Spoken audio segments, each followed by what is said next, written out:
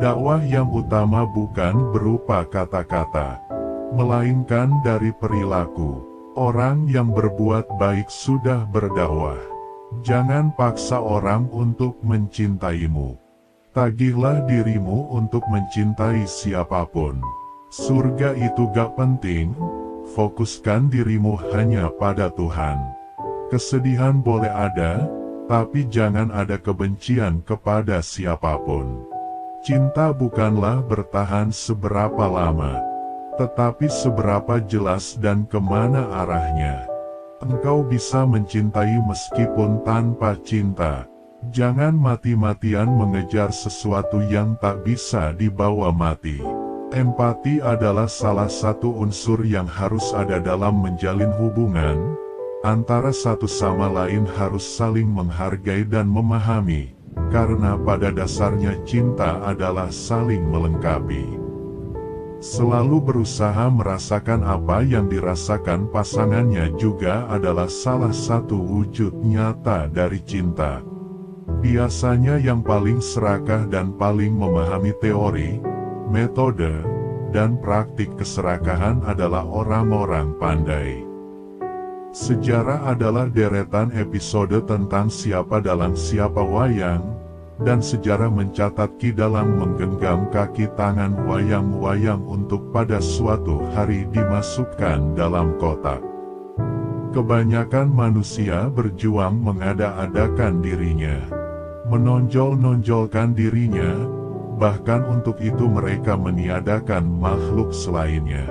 Sampai tega meniadakan Tuhannya, itulah kematian. Agama itu letaknya di dapur. Tidak masalah mau pakai wajan merek apa di dapur, yang utama adalah makanan yang disajikan di warung sehat. Maka ukuran keberhasilan orang beragama bukan pada salat atau umrahnya, melainkan pada perilakunya.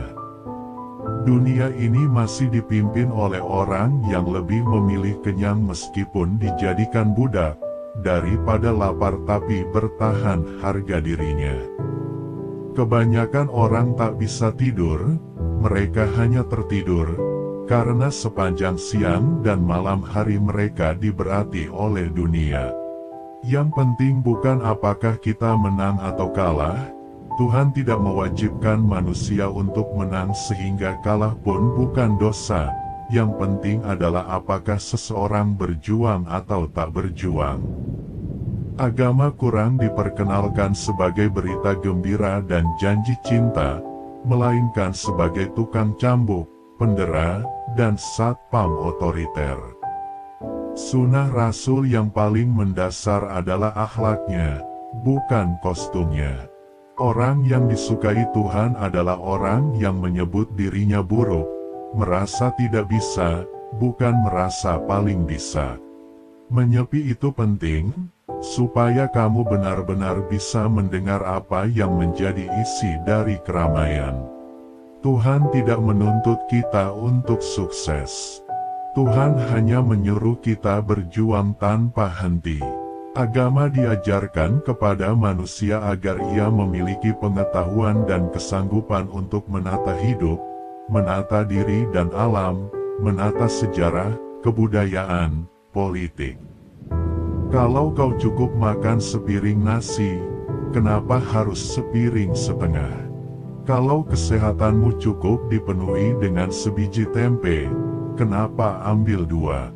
Hakikat hidup bukanlah apa yang kita ketahui, bukan buku-buku yang kita baca atau kalimat-kalimat yang kita pidatokan, melainkan apa yang kita kerjakan, apa yang paling mengakar di hati, jiwa dan inti kehidupan kita.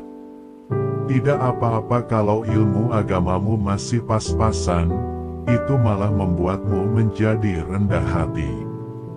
Banyak orang yang sudah merasa tahu ilmu agama, malah menjadikannya tinggi hati.